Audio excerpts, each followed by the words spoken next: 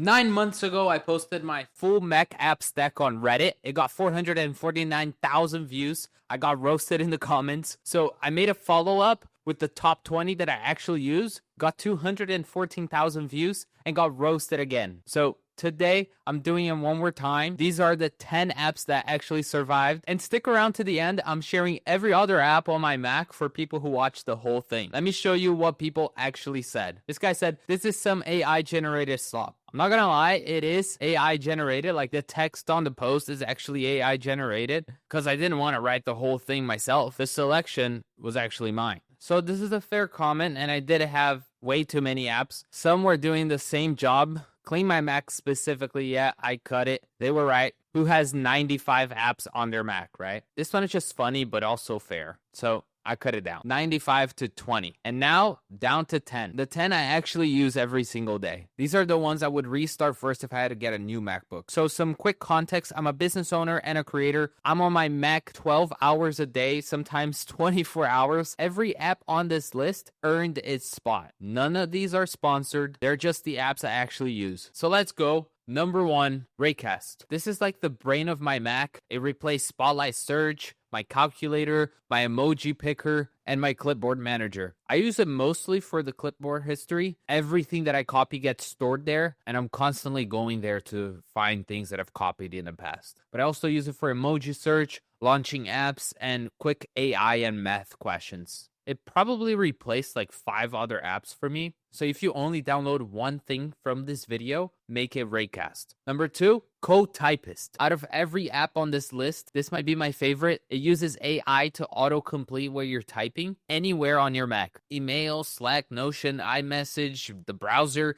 anywhere there's a text box. It runs locally, so it's fully private. And honestly, I can't live without this anymore. It literally changed my life. I genuinely think more people need to know about it. Number 3, Spokenly. This is my voice-to-text app. And before you roast me in the comments, this isn't your average dictation tool like WhisperFlow. I see a bunch of people using that. And there are a bunch of other options out there. But this one runs locally, it's free, it's private, and it's accurate. I run the local distilled Whisper v3.5 English model from OpenAI, and it works perfectly. You can also bring your own API keys if you want cloud models, and you can even upload custom fine-tuned models in there. You can set custom keyboard shortcuts and custom AI prompts, and I also use it to transcribe video and audio files. You just drop them in and get a transcript. That's a whole separate paid app for most people, and this one does it for free. By the way, as you watch this video, if you think I'm missing an app, drop it in the comments. I might include it in the next video. Number 4, eqMac. This is a system-wide audio equalizer. It lets me set custom EQ for everything coming out of my Mac, and there are 2 reasons I use it. I listen to a lot of music, and I want full control over the EQ. I want to be able to boost the bass, adjust the highs, whatever, right? And this is the real reason. It lets me boost my Mac's volume louder than the macOS lets you go natively. You know, when you want to turn the volume to the max and it's still not loud enough? Well, this fixes that. It's free, open source. I literally can't live without this one. Number 5, BetterDisplay. If you use external monitors, this one is required. macOS gives you terrible control over external display resolution and brightness, and BetterDisplay fixes all of it. The default macOS scaling options are either too big or way too small. And BetterDisplay also uses this high-resolution HIDPI technology that makes your screen higher resolution somehow. It's awesome. You have to try it out if you haven't already. This one made my Reddit list and survived. People said it was redundant because of my next pick, but it's not, and I'll explain why. So number 6, BrightXDR. It got completely roasted. People on Reddit were saying it's redundant because I already have BetterDisplay, and BetterDisplay can do the same thing, but here's why they're wrong. BrightXDR lets you push your display past its normal brightness cap for free. And BetterDisplay can do this too, but only in the paid Pro version. So if you already pay for BetterDisplay Pro, fine, you don't need this. But if you don't,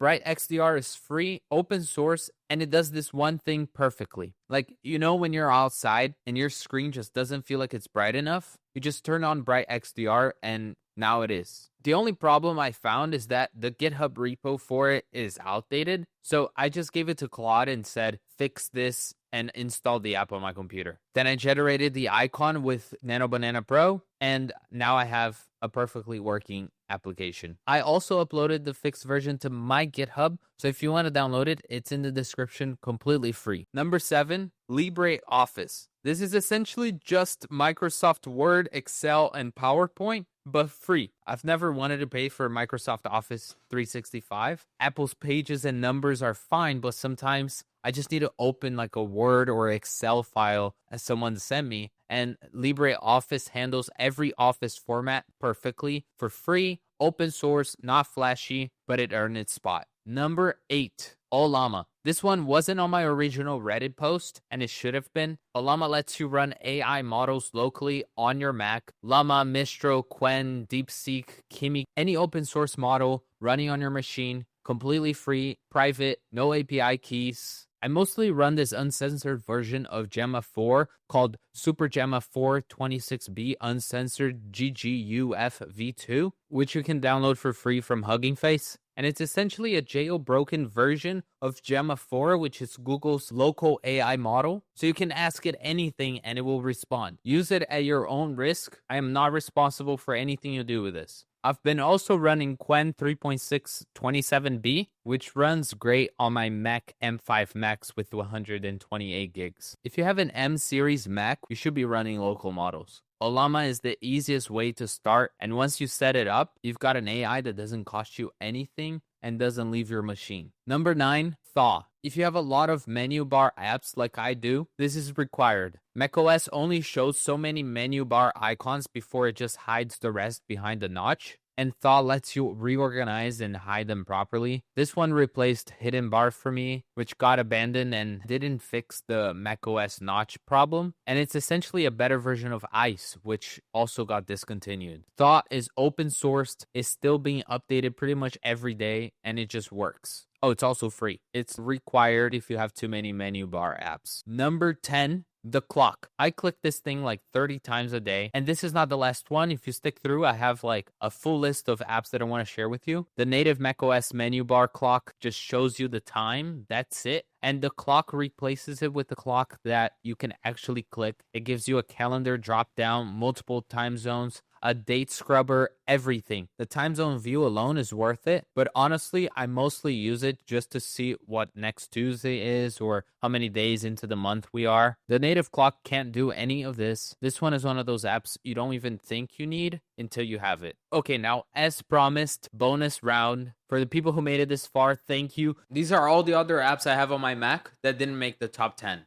You can just pause the video, take a screenshot, and look into them yourselves. If you enjoyed this video, subscribe for more. See you next time. Bye.